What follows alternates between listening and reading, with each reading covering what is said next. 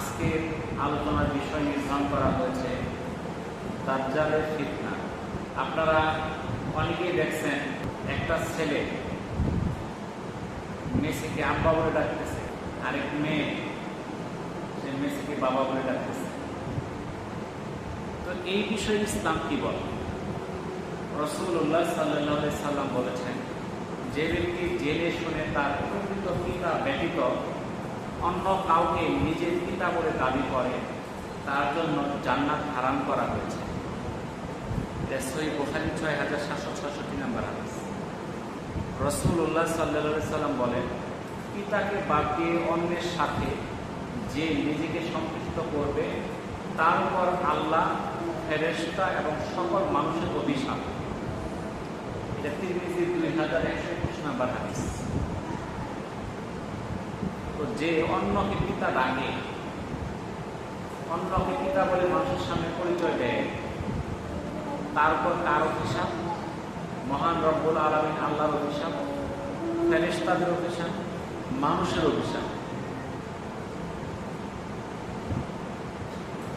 তো এই যে বিশ্বকাপ ফুটবল খেলা হচ্ছে, বাংলাদেশে কিন্তু কোনো টিম সেখানে নাই, অংশগ্রহণ করতে পারে নাই, কিন্তু মৃত্যুর মিছিলে বাংলাদেশ সবার উপরে। অনেকেই মারা গেছে, সেটা গত শুক্রবার আলোচনা করেছিলাম। গত শুক্রবার পর্যন্ত প্রায় 12 জনের মতো মারা গেছে। এরপরে এই সপ্তাহে আরো মারা গেছে। আর্জেন্টিনা খেলা দেখতেছে রেললাইনের উপর বসে বসে, পুকুর দিয়ে রেলগাড়ি চলে গেছে, সেটারই পাইছে না যে রেল আসছে।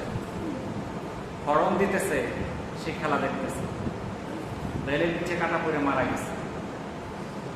দেখেন খেলাটাকে কোন পর্যায়ে নিছে।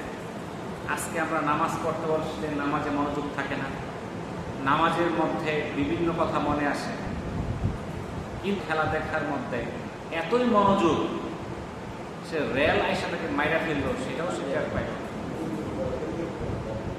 বুঝতে পারছেন? খেলায় জয় লাভ করছে, এই আনন্দে লাফালাফি করে বিদ্যুৎ স্পৃষ্ট হয়ে মারা গেছে এই 2 দিন আগে।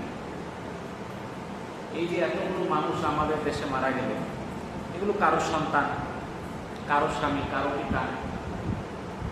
যেই ফ্যামিলিতে মানুষটা মারা গেল, সেই ফ্যামিলিটা আজকে কত দুরবস্থায় আছে। আসলে এগুলো হলো দাজ্জালের ফিতনায় আমরা নিমজ্জিত। আমাদেরকে দাজ্জালের ফিতনায় গুলোকে অন্ধ করে ফেলেছে। ওয়াহিদু দাওয়ানা আলহামদুলিল্লাহি রাব্বিল আলামিন। আসসালামু আলাইকুম ওয়া রাহমাতুল্লাহি ওয়া বারাকাতুহু।